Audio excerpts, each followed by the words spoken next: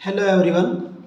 करते हैं प्रश्नावली 2.1 और 2.1 को करने से पहले एक बार इसको पढ़ लेते हैं। ये चैप्टर है आपका बहुपद, दूसरा चैप्टर बहुपद के बारे में है। तो पहले इसको पढ़ लेते हैं एक बार, फिर देखते हैं इसके अंदर क्या। देखिए इजी सी है जो इसकी प्रश्नावली 2.1 है, 1 मिनट भी नहीं लगेगा उसको करने में। तो आपको थोड़ा सा यहाँ देख लेते हैं क्या है इसमें, उससे आपको आइडिया हो जाएगा कि इस चैप्टर में हमने एक्चुअल में करना क्या है।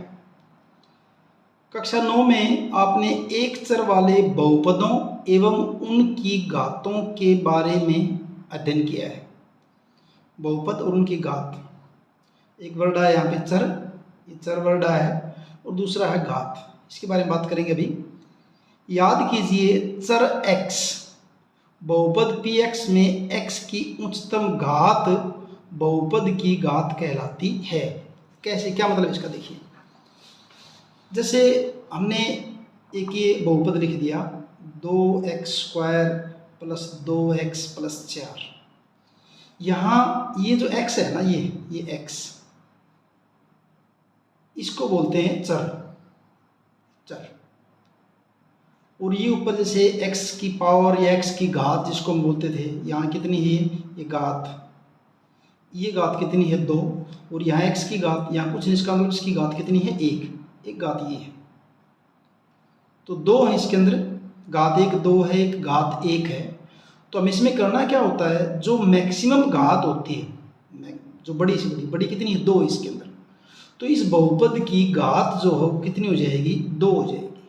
बहुपद की घात कितनी हो जाएगी 2 हो जाएगी। उच्चतम घात बहुपद की घात कहलाती है। उदाहरण के लिए 4x प्लस 2, जैसे एक ले लिया एग्जाम्पल इसने 4x प्लस 2, इसमें x की घात कितनी है 1, तो इस बहुपद की घात कितनी हो जाएगी 1 हो जाएगी। बहुपद की घात 1 हो जाएगी। चर x में घात 1 का बहुपद है। दूसरा और ले लिया 2y² minus 3y, 2y² minus 3y और प्लस 4। तो पहली बात तो इसके अंदर चर जो है ना चर, अब चर इसमें क्या हो गया आपका y है यहाँ पे चर, यानी ये चर आपका x हो सकता है, y हो सकता है, z a b c u v, ये चर कुछ भी आ सकते हैं आपके, ये सारे चर हैं। यानी जिसकी वैल्यू बदलती रही, चर जिसकी वैल्यू चेंज हो जाए, बदल जाए। x की वैल्यू 1 रखोगे कुछ इसका मान कुछ और आएगा, 2 रखोगे कुछ और आएगा, तो ये चर हैं आपके।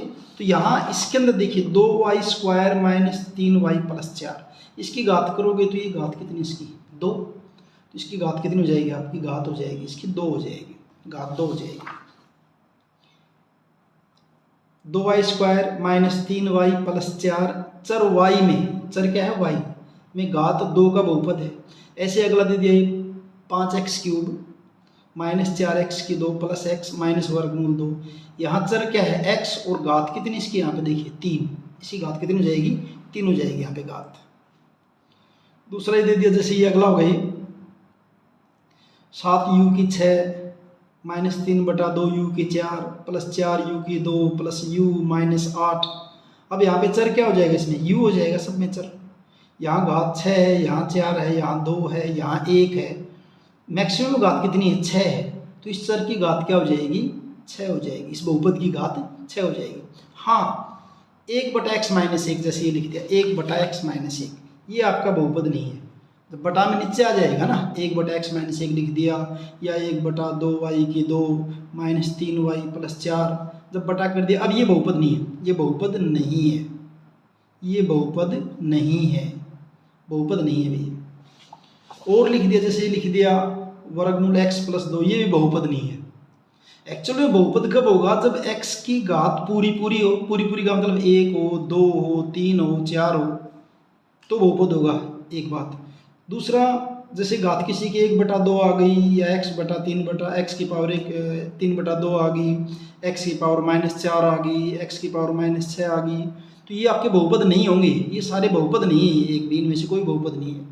बहुपद होने के लिए क्या है, x की घात आपकी 1 2 3 4 ये आनी चाहिए आपकी x की घात जो प्लस में।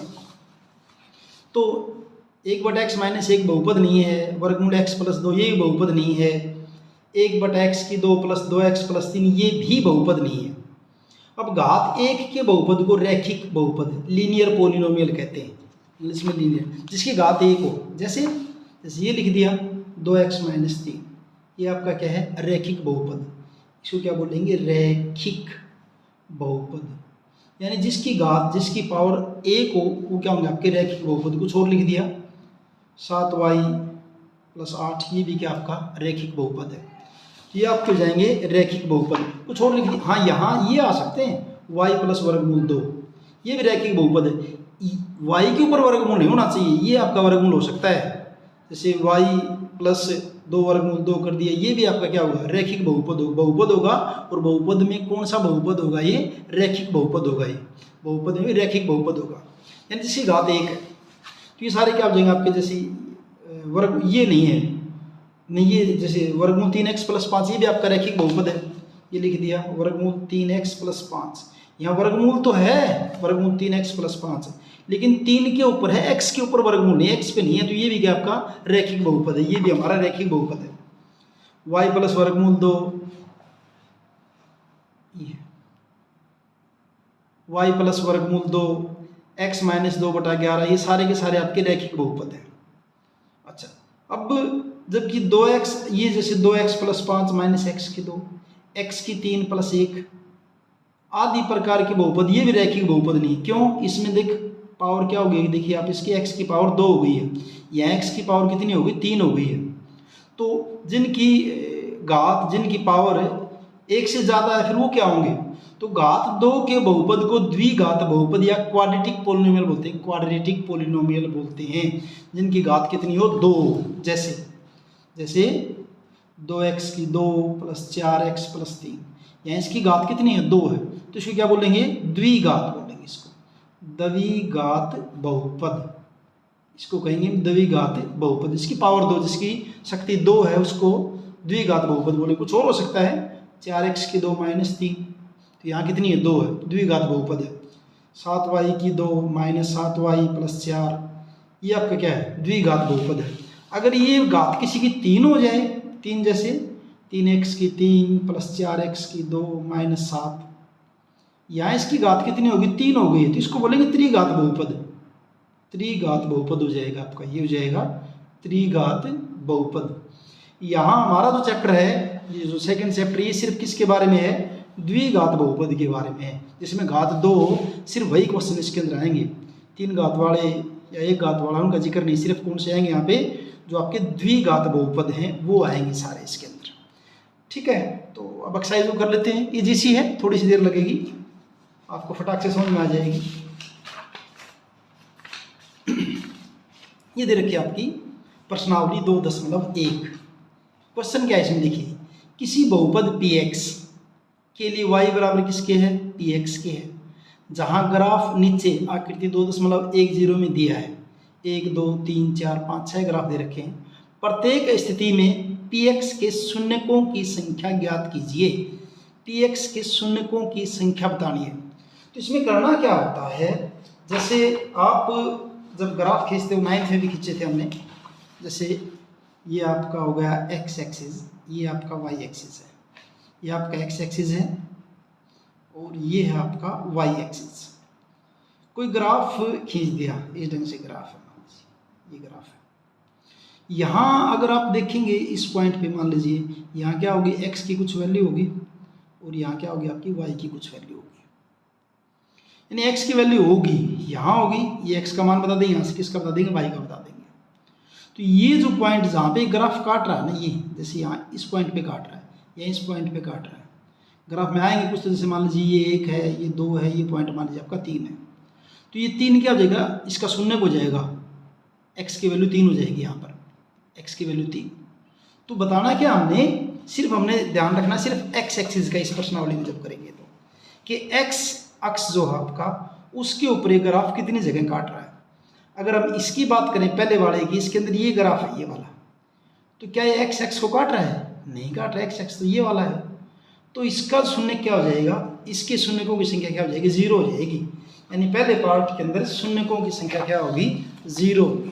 पहले पार्ट में शून्यकों की संख्या क्या हो जाएगी, 0 हो जाएगी। बस पहले पार्ट में। इसका बस यही बताना, अपना कुछ नहीं है, ग्राफ दिया मिलेगा आपको और ये बताना है कि इसमें शून्य कितने हैं।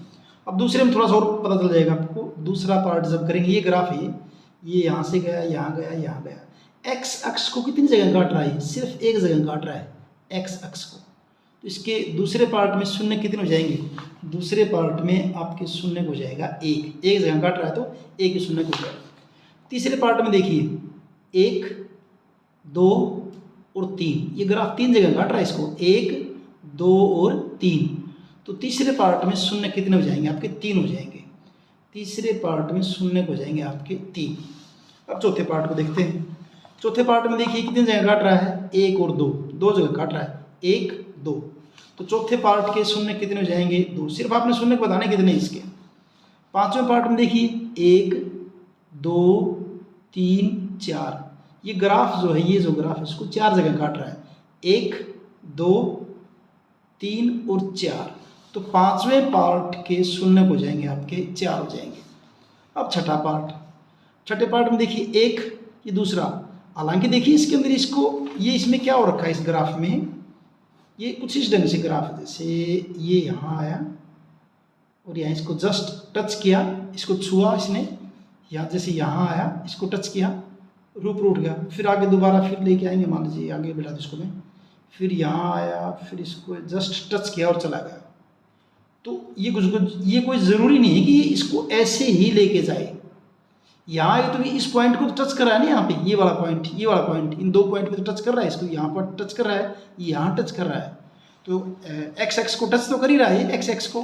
तो यहाँ भी ऐसी है। इसके शून्य क्या बनेंगे? इसके शून्य क्या बनेंगे? देखिए एक जगह टच कर रहा है, 1, फिर 2 और फिर कितना? 3।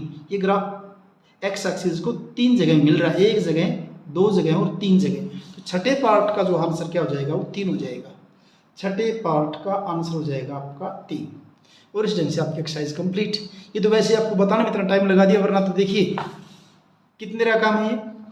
यहाँ कितनी जगह काट रहा है ग्राफ? कहीं नहीं काट रहा, शून्य 0 हो गए। यहाँ कितनी जगह काट रहा है? एक जगह काट रहा है, शून्य कितना हो गया? 1 हो गया। यहाँ कितनी जगह काट रहा है? 1, 2, 3, शून्य 3 हो गए। इसमें कितनी जगह काट रहा है? 1 और 2, शून्य 2 हो गए। यहाँ 1, 2, 3, शून्य 4 हो गए। यहाँ 1, 2 और 3, शून्य कितने हो गए आपके? 3 हो गए। एक्सरसाइज खत्म। इतना ही तो है ये तो बस आपको थोड़ा समझाने के लिए इसमें आपकी वीडियो बन गई इतनी बड़ी थोड़ी सी।